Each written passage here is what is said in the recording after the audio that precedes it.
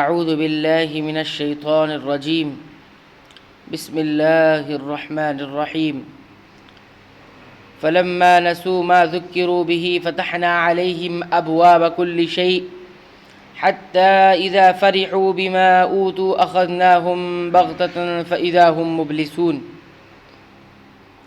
پھر جب وہ لوگ ان چیزوں کو بھول رہے جن کی ان کو نصیحت کی جاتی تھی تو ہم نے ان پر ہر چیز کے دروازے کشادہ کر دیے، یہاں تک کہ جب ان چیزوں پر جو کہ ان کو ملی تھی وہ خوب اترا گئے، ہم نے ان کو دفعتاً پکڑ لیا، پھر تو وہ بالکل مایوس ہو گئے۔ فَقُطِعَ دَابِرُ الْقَوْمِ الَّذِينَ ظَلَمُوا وَالْحَمْدُ لِلَّهِ رَبِّ الْعَالَمِينَ۔ پھر ظالم لوگوں کی جڑ کٹ گئی اور اللہ تعالیٰ کا شکر ہے جو تمام عالم کا پروردگار ہے۔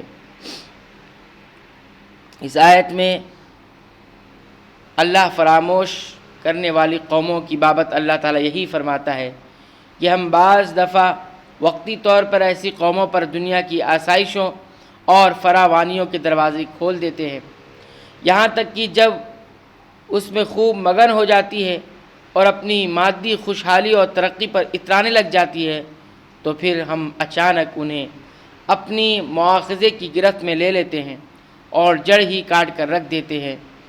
حدیث میں آتا ہے کہ نبی صلی اللہ علیہ وسلم نے فرمایا کہ جب تم دیکھو کہ اللہ تعالیٰ نافرمانیوں کے باوجود کسی کو اس کی خواہشات کے مطابق دنیا دے رہا ہے تو یہ استدراج یعنی ڈھیل دینا ہے۔ پھر آپ نے یہی آیت تلاوت فرمائی۔ قرآن کریم کی آیت اور حدیث نبی صلی اللہ علیہ وسلم سے معلوم ہوا کہ دنیاوی ترقی اور خوشحالی اس بات کی دلیل نہیں ہے کہ جس فرد یا قوم کو یہ حاصل ہو تو وہ اللہ کی چہیتی اور اللہ تعالیٰ اس سے خوش ہے، جیسا کہ بعض لوگ ایسا سمجھتے ہیں۔ بعض تو انہیں ان الارض یرثها عبادی الصالحون کے مصداق ٹھہراتے ہیں کہ اللہ نے اپنے نیک بندوں کو زمین کا وارث بنایا ہوا ہے۔ ایسا سمجھنا اور کہنا غلط ہے۔ گمراہ قوموں یا افراد کی دنیاوی خوشحالی آزمائش اور مہلت کے طور پر ہے، نہ کہ یہ ان کے کفر اور معاصی کا بدلہ اور صلہ ہے۔ قُلْ أَرَأَيْتُمْ إِنْ أَخَذَ اللَّهُ سَمْعَكُمْ وَأَبْصَارَكُمْ وَخَتَمَ عَلَى قُلُوبِكُمْ مَنْ إِلَٰهٌ غَيْرُ اللَّهِ يَأْتِيكُمْ بِهِ انظُرْ كَيْفَ نُصَرِّفُ الْآيَاتِ ثُمَّ هُمْ يَصْدِفُونَ۔ آپ کہیے کہ یہ بتلاؤ، اگر اللہ تعالیٰ تمہاری سماعت اور بصارت بالکل لے لے اور تمہارے دلوں پر مہر کر دے تو اللہ تعالیٰ کے سوا اور کوئی معبود نہیں ہے کہ یہ تم کو پھیر دے۔ آپ دیکھیے تو ہم کس طرح دلائل کو مختلف پہلوؤں سے پیش کر رہے ہیں، پھر بھی یہ اعراض کرتے ہیں، منہ موڑتے ہیں۔ آنکھیں، کان اور دل یہ انسان کے اہم اعضاء ہے۔ اللہ تعالیٰ فرما رہا ہے کہ اگر وہ چاہے تو ان کی وہ خصوصیات سلب کر لے جو اللہ نے ان کے اندر رکھی ہے، یعنی سننے، دیکھنے اور سمجھنے کی خصوصیات۔ جس طرح کافروں کے یہ اعضاء ان خصوصیات سے محروم ہوتے ہیں، یا اگر وہ چاہیں تو اعضاء کو ویسے ہی ختم کر دے، وہ دونوں ہی باتوں پر قادر ہے۔ اس کی گرفت سے کوئی نہیں بچ سکتا مگر یہ کہ وہ خود کسی کو جچانا چاہے۔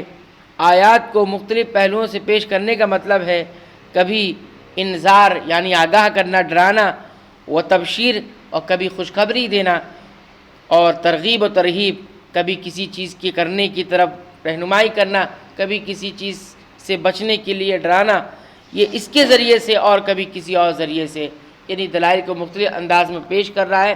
تو یہ سارے انداز ہوتے ہیں، انذار و تبشیر اور ترغیب و ترغیب۔ قُلْ أَرَأَيْتَكُمْ إِنْ أَتَاكُمْ عَذَابُ اللَّهِ بَغْتَةً أَوْ جَهْرَةً هَلْ يُهْلَكُ إِلَّا الْقَوْمُ الظَّالِمُونَ۔ آپ کہیے کہ یہ بتلاؤ، اگر تم پر اللہ تعالیٰ کا عذاب آ پڑے، خواہ اچانک یا اعلانیہ، تو کیا بجز ظالم لوگوں کے اور بھی کوئی ہلاک کیا جائے گا؟ بغتتاً بے خبری سے مراد رات اور جہراً خبرداری سے دن مراد ہے، جسے سورہ یونس میں بتایا بیاتاً او نہاراً سے تعبیر کیا گیا، یعنی دن کو عذاب آ جائے یا رات کو، یا پھر بغتتاً وہ عذاب ہے جو اچانک بغیر تمہید اور مقدمات کے آ جائے، اور جہرتاً وہ عذاب جو تمہید اور مقدمات کے بعد آئے۔ یہ عذاب جو قوموں کی ہلاکت کے لیے آتا ہے انہی پر آتا ہے جو ظالم ہوتی ہے، یعنی کفر اور طغیان اور معصیت الہی میں حد سے تجاوز کر جاتی ہے۔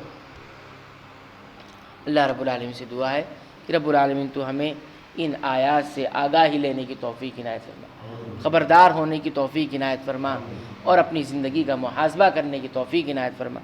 آمین۔ وآخر دعوانا الحمدللہ رب العالمین۔